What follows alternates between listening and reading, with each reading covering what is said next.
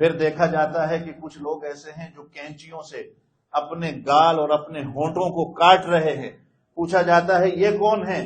یہ وہ لوگ ہیں جن کے پاس علم تھا لیکن یہ عمل نہیں کرتے تھے. پھر دیکھا جاتا ہے کہ کچھ لوگ ایسے ہیں جن کے ناخن جو ہیں وہ تانبے کے بنے ہوئے ہیں، اسی ناخن کے ساتھ اپنے چہروں کو وہ نوچ رہے ہیں، اپنے چہروں کو کھیڑ رہے ہیں. پوچھا جاتا ہے یہ کون ہے؟ یہ آپ کی امت کے وہ لوگ ہیں جن کا سارا دن کا مشغلہ لوگوں کی غیبتیں کرنا ہوتا ہے. پھر دیکھا جاتا ہے کہ کچھ لوگ ایسے ہیں کہ جن کے پیٹ اتنے بڑے ہیں اور ان کے پیٹ ایسے ہیں کہ جتنا ایک بندے کا گھر ہوتا ہے. آپ صلی اللہ علیہ وسلم پوچھتے ہیں یہ کون ہیں؟ کہا جاتا ہے کہ یہ وہ لوگ ہیں کہ جو دنیا میں سود کھاتے تھے. پھر دیکھا جاتا ہے کہ کچھ لوگ ایسے ہیں کہ جن کی شرمگاہوں پر چیتھڑے لٹکے ہوئے ہیں اور وہ لوگ جہنم کے درخت اور جہنم کے پتھروں سے کھا رہے ہیں. اللہ کے رسول پوچھتے ہیں یہ کون ہے؟ کہا جاتا ہے یہ وہ لوگ ہیں جن کے پاس مال تھا لیکن یہ زکوٰۃ نہیں دیا کرتے تھے. آپ صلی اللہ علیہ وسلم پھر دیکھتے ہیں کہ لوگ ایسے ہیں کہ جو تندور کے اندر جل رہے ہیں، وہ جلتے ہیں، پھر ان کے سامنے پاک حلال طیب کھانا لایا جاتا ہے پاکیزہ، اور ایک طرف بدبودار مردار گوشت پڑا ہوا ہوتا ہے، لیکن وہ اس حلال کو چھوڑ کے اس بدبودار گوشت کی طرف لپکتے ہیں اور اس کو کھاتے ہیں. اللہ کے رسول پوچھتے ہیں یہ کون ہے؟ تو آپ صلی اللہ علیہ وسلم کو حضرت جبریل کہتے ہیں یہ آپ کی امت کے وہ لوگ ہیں جن کے پاس پاک بیویاں موجود تھیں لیکن اس کے باوجود یہ باہر زنا کیا کرتے تھے. اور یہ عورتیں بھی وہی ہیں کہ جن کے گھر میں پاک شوہر موجود تھے لیکن یہ پھر بھی زنا کیا کرتے تھے. اللہ میری اور آپ کی حفاظت فرمائے. اللہ تعالیٰ پوری امت مسلمہ کی حفاظت فرمائے. ہمارے نوجوانوں کی اللہ حفاظت فرمائے. کئی اور چیزیں آپ صلی اللہ علیہ وسلم دیکھتے ہیں. اور پھر آپ صلی اللہ علیہ وسلم کی جب واپسی ہوتی ہے، پھر حضرت ابراہیم علیہ السلام سے ملاقات ہوتی ہے، پھر حضرت موسیٰ علیہ السلام کے ساتھ ملاقات ہوتی ہے. اب حضرت موسیٰ، یہ جو میں نے گزشتہ کئی جمعہ پہلے آپ حضرات کے سامنے جو ذکر کیا تھا، یہ سارے واقعات جو یہ نماز کا اور یہ آمن الرسول بما انزل، یہ جو آیت ہے یہ بھی آسمانوں پر، یہ عرش پر آپ صلی اللہ علیہ وسلم کو ملتی ہے، یہ زمین پہ نہیں ملی.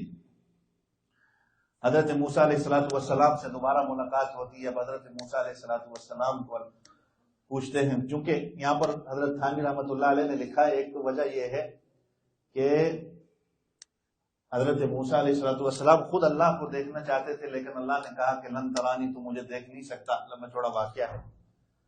تو حضرت موسیٰ علیہ السلام نے کہا کم سے کم اگر میں نہ دیکھ سکا میں اس کی زیارت کر لوں جو ڈائریکٹ خود اللہ کو دیکھ کے آ رہا ہے. اور کئی مرتبہ جو بھیجا اس کی وجہ ہی یہی تھی. ہم کبھی کبھار حج اور عمرے پہ جب نہیں جا سکتے تو جو حج عمرہ سے جو آتا ہے نا، ہم کہتے ہیں یار ہم کم سے کم جا کے اس کی ملاقات ہی کر لیں، جو حج اور عمرے سے آیا ہم کم سے کم اس کے سینے کے ساتھ سینہ ملا لیں.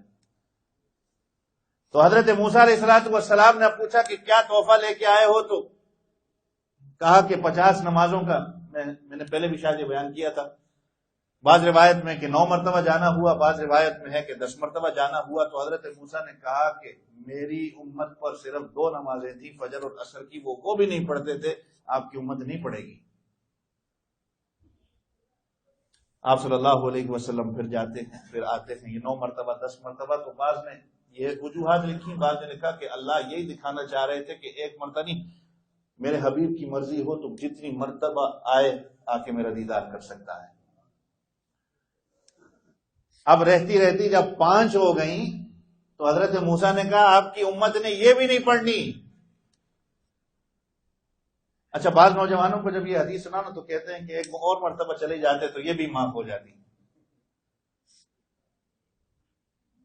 تو حضرت محمد رسول اللہ سب کے صلی اللہ علیہ وسلم، آپ صلی اللہ علیہ وسلم نے کہا کہ اب مجھے حیا آتی ہے اللہ کی رحمت سے کہ اگر اب میں گیا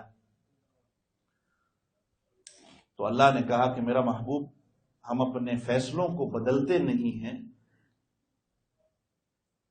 یہ آپ کی صرف امت کے لیے ہم نے یہ کرم نوازی کی ہے. پڑے گی یہ 5 لیکن ان کو ثواب 50 کا ملے گا. من جاء بالحسنۃ فلہ عشر امثالھا، ہم 5 پڑھتے ہیں ہمیں ثواب 50 کا ملتا ہے. اچھا، اب آپ صلی اللہ علیہ وسلم واپس آتے ہیں تو پھر تمام انبیاء کو نماز پڑھاتے ہیں۔ شروع میں جو نماز ہوئی وہ صلاۃ استقبالیہ، اب صلاۃ الوداعیہ جو ہے تمام انبیاء کو